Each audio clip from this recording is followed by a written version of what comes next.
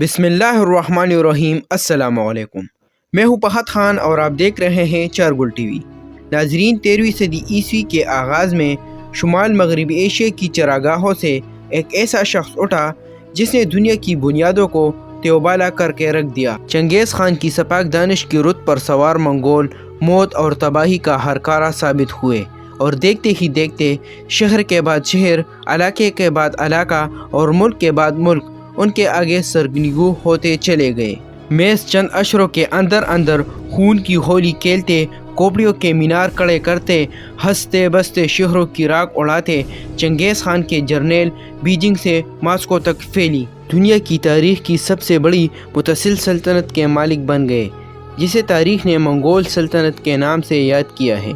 और हमारी आज की वीडियो का मौजू भी मंगोल सल्तनत है। नाजरीन, मंगोल कौन थे? मंगोल की फतूहात और ज़वाल पर बाकायदा गुफ्तगू शुरू करने से पहले अगर आप हमारे चैनल पर नए हैं तो बराए मेहरबानी हमारे चैनल को सब्सक्राइब करें और अगर आपको हमारी वीडियो पसंद आए तो लाइक करके हमारी हौसला अफजाई करें। नाजरीन, मंगोल कौम ऐसे खानाबदोश कबाइल पर मुश्तमिल थी जो माहिर घुड़सवार थे और जो मवेशी पालने के अलावा शिकार और तिजारत करने से भी अपना गुजर बसर करते थे। उन तमाम कबाइल में मंगोल भी एक कबीला था। उस ज़माने में ज़्यादातर कौमों में सिर्फ फौजी ही जंगबाजी सीखते थे, जबकि मंगोलों का तकरीबन हर मर्द जिसके पास घोड़ा होता एक ज़ोरावर जंगजू और माहिर तीर अंदाज कहलाता। हर कबीले का अपना अपना सरदार होता था जिसे हान का लक़ब दिया जाता था। कबाइली हर सूरत में अपने सरदार के वफादार रहते। नाजरीन, मंगोल के रहन सहन की बात की जाए तो तारीख़ से पता चलता है कि ये खानाबदोश लकड़ी के बने हुए गोल हेमों में रहते थे। मंगोल हर वो चीज़ जो खाई जा सके खाते थे। मोरहीन लिखते हैं कि मंगोल कुत्ते को बड़े शौक़ से खाते थे और लोमड़ियाँ और भेड़ियाँ उनके दस्तरखान की जीनत होती थी। खाने को कुछ ना मिलता तो मंगोल इंसान का गोश्त खाने और खून पीने से भी दरेग नहीं करते थे। जहाँ तक मंगोलों के मज़हब का ताल्लुक़ है तो वो शामिनिज़म और तेंगेरिज़म मज़हब के पैरोकार थे, जिसमें शमन परोहत का किरदार अदा करता था। उनका ये अकीदा था कि शमन रूहों को कंट्रोल करता है और हमारी हिफाजत करता है। नाजरीन, मंगोलों की तारीख़ पर बात करते हुए अगर हमीर का जिक्र ना किया जाए तो बात अधूरी रह जाती है। हमीर मंगोलों की कशीद करदा मशहूरी ज़माना शराब थी जिसे वो घोड़ियों की दूध से तैयार करते थे। ये शराब पीकर गुलगपाड़ा मचाना, शोर करना और मखसूस ढोल की ताप पर रक्स करना और एक दूसरे को ललकारना उनके मज़हब का हिस्सा था। नाजरीन, मंगोल कबीले 20 साल तक एक दूसरे से लड़ते रहे। आखिरकार तकरीबन 27 मंगोल कबीले तमोजन नामी एक सरदार की सरबराही के तहत सन 1162 ईस्वी से सन 1227 ईस्वी के दौरान मुत्तहिद हो गए। उन कबीले को मजमूई तौर पर तातार कहा जाता था, मगर कुछ मोरहीन ने मंगोलों के तातार होने से इनकार किया। उनका कहना है कि मंगोल कबीले के अलावा बाकी कबीले तातार थे, मगर जब तातारियों ने मंगोल लश्करों के साथ यूरोप का रुख किया तो वहाँ उन्हें मजमूई तौर पर तातार या तारतार कहा जाने लगा। सन 1206 ईस्वी में मंगोलों ने तमोजन को चंगेज़ खान का लक़ब दिया। इस लक़ब का मतलब ताकतवर हुक्मरान या आलमगीर हुक्मरान है। इसके अलावा उसे हाकान यानी अजीम खान का लक़ब भी दिया गया। नाजरीन, मंगोलों के यहाँ एक अजीब रस्म थी कि अपने बेटे का नाम अपने सबसे बड़े दुश्मन के नाम पर रखते थे। जैसे चंगेज़ खान का असल नाम तमोजन था और ये नाम उसके बाप ने अपने एक दुश्मन तमोजन को मारकर उसके नाम पर अपने बेटे का नाम तमोजन रख दिया। चंगेज़ खान के लश्कर ऐसे तीर अंदाज़ों पर मुश्तमिल थे जो घोड़ों पर सवार होकर भी तीर चलाने में माहिर थे, इसलिए वो इतने तेज़ी से हमला कर सकते थे कि दुश्मन उनका मुकाबला नहीं कर पाते।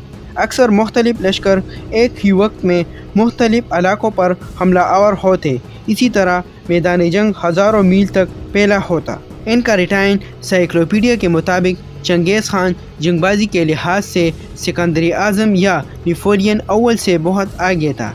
चंगेज़ खान के ज़माने में रहने वाले फ़ारसी मुअर्रिख़ जोज़जानी ने उसके बारे में लिखा है कि वो बड़े तवानाई, इम्तियाज़, जहानत और समझदारी का मालिक था, मगर जोज़जानी ने चंगेज़ खान को कसाई का लक़ब भी दिया था।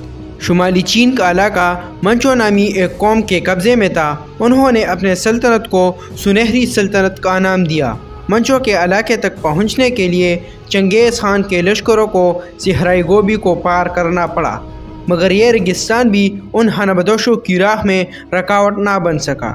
انہوں نے اپنے گھوڑوں کا دودھ اور خون پی کر اسے صحیح سلامت پار کر لیا۔ البتہ چین اور منچو پر فتح حاصل کرنے میں چنگیز خان کو تقریباً 20 سال لگ گئے۔ جب آخرکار چین اس کے قبضے میں آ گیا تو اس نے وہاں کے عالموں، کاریگروں اور تاجروں کو کام پر لگا لیا تاکہ وہ اس کے لیے دیواریں توڑنے والی اور پتھر پھینکنے والی مشینیں بنائیں۔ شاہراہ ریشم بھی چنگیز خان کے قبضے میں آ گئی تھی۔ اس کے ذریعے وہ مغربی قوموں کے ساتھ اور خاص طور پر ترکی سلطان محمد کے ساتھ تجارت کرنا چاہتا تھا۔ جس وسیع علاقے پر سلطان محمد حکمرانی کر رہا تھا اس میں آج افغانستان، تاجکستان، ترکمنستان، ازبکستان اور ایران شامل ہیں۔ سن 1218 عیسوی میں منگول ایلچی سلطان محمد کی سلطنت کی سرحد پر پہنچی۔ وہ تو محض تجارتی معاہدے کرنے کے لیے آئے تھے، مگر وہاں کے نگران نے ان سب کو قتل کر دیا۔ اس کے نتیجے میں منگولوں نے اس مسلم ملک پر دعویٰ بول دیا۔ وہ سیلاب کی طرح سلطان محمد کی سلطنت پر ٹوٹ پڑے۔ 3 سال تک وہ لوٹتے اور شہروں اور زمینوں کو آگ لگاتے رہے۔ انہوں نے سلطان محمد کی رعایا میں خون کی ندیاں بہا دی، صرف ایسے لوگوں کو زندہ رکھا جن کا کوئی ایسا ہنر تھا جو منگولوں کے کام آ سکتا تھا۔ ایک اندازے کے مطابق منگول لشکر تقریباً 2 لاکھ جنگجو پر مشتمل تھا۔ انہوں نے آذربائیجان اور جارجیا سے گزر کر کوہ قاف کے شمال میں واقع میدانوں کا رخ کیا۔ راستے میں انہوں نے ان کا سامنا کرنے والی ہر فوج کو شکست دی۔ ان میں 80,000 سپاہیوں پر مشتمل روسی فوج بھی شامل تھی۔ آخرکار انہوں نے بحیرہ حزر کے ارد گرد کے پورے علاقے پر قبضہ جما لیا۔ انہوں نے 13,000 کلومیٹر یعنی تقریباً 8,000 میل گھوڑوں پر سوار طے کیا۔ کئی تاریخ دانوں کا خیال ہے کہ یہ تاریخ میں ہونے والی سب سے بڑی فتح تھی جسے ایک گھوڑ سوار فوج نے حاصل کیا۔ چنگیز خان نے بعد میں آنے والے منگول حکمرانوں کے لیے مثال قائم کی۔ انہوں نے اس مثال کی نقل کرتے ہوئے مشرقی یورپ پر حملہ کیا۔ چنگیز خان کی پسندیدہ بیوی نے 4 بیٹوں کو جنم دیا۔ تیسرے بیٹے کا نام اوکتائی خان تھا اور اسی کو چنگیز خان کی موت پر خاقان بنائے۔ جن علاقوں پر اس کے والد نے فتح حاصل کی تھی، اوکتائی خان نے ان کے مقامی سرداروں سے خراج وصول کرنا شروع کیا۔ اس کے علاوہ اس نے شمالی چین میں واقع کن نامی سلطنت کے باقی حصوں پر بھی قبضہ جما لیا۔ منگول اپنے کامیابی نتیجے میں جلد ہی عیش و عشرت کی زندگی کے عادی ہو گئے۔ اپنی دولت میں اضافہ کرنے کے لیے اوکتائی خان نے نئے علاقوں پر حملہ کرنے کا فیصلہ کیا۔ اس نے یورپ پر حملہ کرنے کے ساتھ ساتھ جنوبی چین میں واقع سنگ نامی سلطنت پر بھی حملہ کیا۔ یورپ میں اس نے فتح حاصل کر لی اور سنگ سلطنت پر بھی قبضہ کر لیا۔ سن 1236 عیسوی میں 1.5 لاکھ منگول جنگجو یورپ کی طرف بڑھنے لگے۔ سب سے پہلے انہوں نے دریائے وولگا کے علاقے پر حملہ کیا، پھر انہوں نے دیگر روسی شہروں پر چڑھائی کی۔ اس کے بعد منگولوں نے پیشکش کی کہ اگر انہیں روسی شہروں میں موجود تمام مال کا 10واں حصہ دی جائے تو وہ ان کو تباہ نہیں کریں گے، لیکن روسیوں نے لڑنے کا فیصلہ کیا، لہٰذا منگولوں نے پتھر پھینکنے والی مشینوں کے ذریعے ان شہروں پر پتھر اور مٹی کا تیل برسایا۔ جب ایک شہر کا دیوار گر جاتی تو منگول اس کے باشندوں میں اس حد تک خون ریزی کرتے کہ تقریباً کوئی شخص زندہ نہیں بچتا۔ منگول لشکر پولینڈ اور ہنگری میں تباہی مچاتے ہوئے اس علاقے کی سرحد پر پہنچی جو آج جرمنی کہلاتا ہے۔ مغربی یورپ کے لوگ اس بات کی توقع کر رہے تھے کہ منگول ان پر حملہ آور ہوں گے، مگر کوئی ایسی بات واقع نہ ہوئی، کیونکہ دسمبر 1241 عیسوی میں اوکتائی خان فوت ہو گئے۔